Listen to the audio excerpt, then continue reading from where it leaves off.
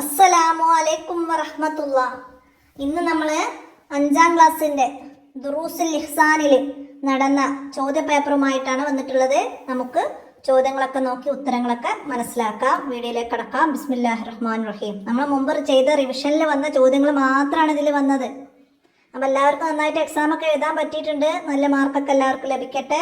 നമുക്ക് ചോദ്യങ്ങൾ ഏതൊക്കെ വന്നതൊക്കെ നോക്കാം. ആദ്യം യോജിച്ചവ ചേർക്കാനാണ്. ഒന്നാമത്തത് ഔറത്ത് മറയുന്നതാവണം എന്നാണ്. നമുക്കിവിടെ സൈഡിൽ അതിൻ്റെ ഓപ്ഷനുകൾ അതിൻ്റെ നേരെ തന്നിട്ടുണ്ട്. അപ്പം അതിന് വേണ്ടത് നമ്മൾ തിരഞ്ഞെടുക്കണം. ഔറത്ത് മറയുന്നതാവണം എന്ത്? വസ്ത്രം ഔറത്ത് മറയുന്നതായിരിക്കണം.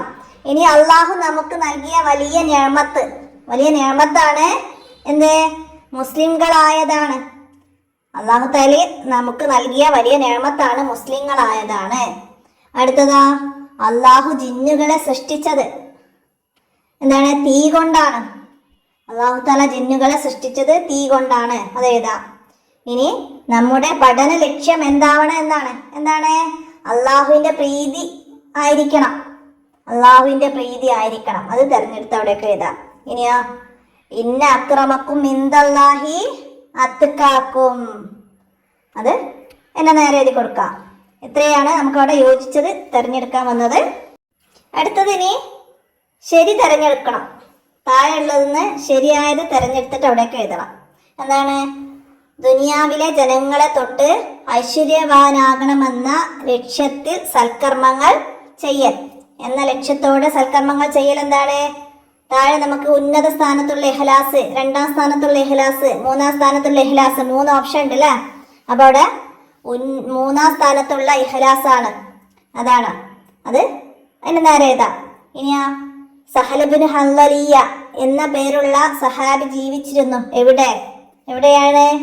അവിടെ ഡമസ്കസിൽ, ഇന്ത്യയിൽ ഇറാനിൽ എന്നുണ്ട്. നമ്മൾ പഠിച്ചത് ഡമസ്കസിൽ എന്നാണ്. അത് നമുക്ക് അവിടെ എഴുതാം. അടുത്തതാ, ദാരിദ്ര്യം വരാതിരിക്കാൻ എല്ലാ രാത്രിയിലും ഓതേണ്ട സൂറത്തുൽ വാക്കിയ, സൂറത്തുൽ ഫാത്തിഹ, സൂറത്തുൽ മുൽക്ക്. നമുക്കറിയാം സൂറത്തുൽ വാക്കിയ ആണല്ലേ? അത് അവിടെയൊക്കെ എഴുതാം. അടുത്തത്, ഇഖ്ലാസോടുകൂടി അമലുകൾ ചെയ്താൽ ഹിക്മത്തുകളുടെ അരുവികളെ ഹൃദയത്തിൽ നിന്ന് നാവിലേക്ക് അല്ലാഹു തആല വെളിവാക്കും. അവിടെ 30 ദിവസം, 40 ദിവസം, 50 ദിവസം. 40 ദിവസം ആണല്ലേ ശരിയായത്? 40 ദിവസം എന്നത് എഴുതാം. അടുത്ത ചോദ്യം, നബി സല്ലല്ലാഹു അലൈഹി വസല്ലമ ശപിച്ച വേഷവിധാനം ഏതാണെന്നാണ്. ഏതാണ്? പുരുഷ വേഷം ധരിക്കുന്ന സ്ത്രീയെയും സ്ത്രീ വേഷം ധരിക്കുന്ന പുരുഷനെയും പുണ്യ നബി സല്ലല്ലാഹു അലൈഹി വസല്ലമ ശപിച്ചിട്ടുണ്ട്. അടുത്തത്, റിദ്ദ എന്നാൽ എന്താണ് റിദ്ദ? പ്രായപൂർത്തിയും ബുദ്ധിയുമുള്ള മുസ്ലിം വാക്കുകൊണ്ടോ പ്രവൃത്തി കൊണ്ടോ നിയത്ത് കൊണ്ടോ സ്വന്തം ഇഷ്ടപ്രകാരം ഇസ്ലാമുമായുള്ള ബന്ധം മുറിക്കുന്നതിനാണ് റിദ്ദ എന്ന് പറയുന്നത്.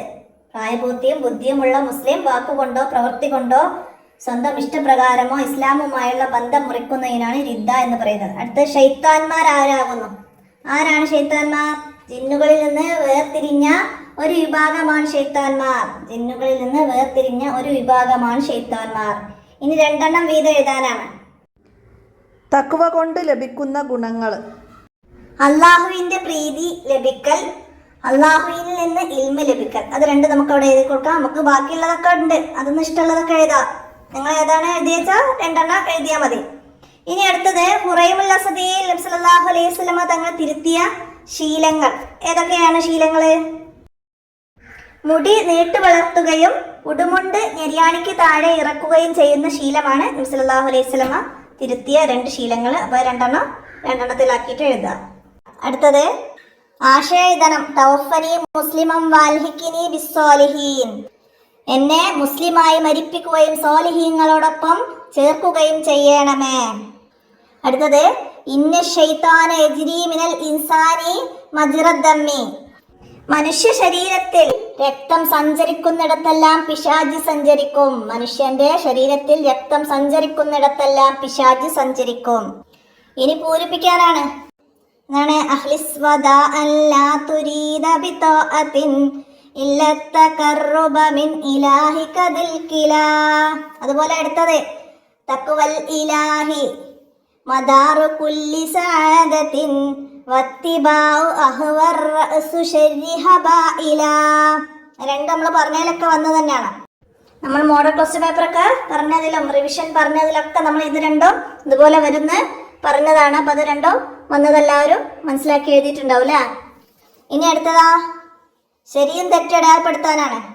ഇസ്ലാമിൽ നിന്ന് പുറത്തു പോകുന്ന ഒരു കാര്യവും നമ്മുടെ ജീവിതത്തിൽ സംഭവിക്കരുത്, അത് ശരിയാണ്, മുർത്തദ്ദാവും അല്ലേ? അടുത്തതാ ജിന്നുകൾ സാധാരണ ഗതിയിൽ നമുക്ക് കാണാൻ കഴിയുന്ന സൃഷ്ടികളാണ്. ആണോ? അല്ല, അത് തെറ്റാണ്. ജിന്നുകളെ സാധാരണഗതിയിൽ നമുക്ക് കാണാൻ കഴിയില്ല.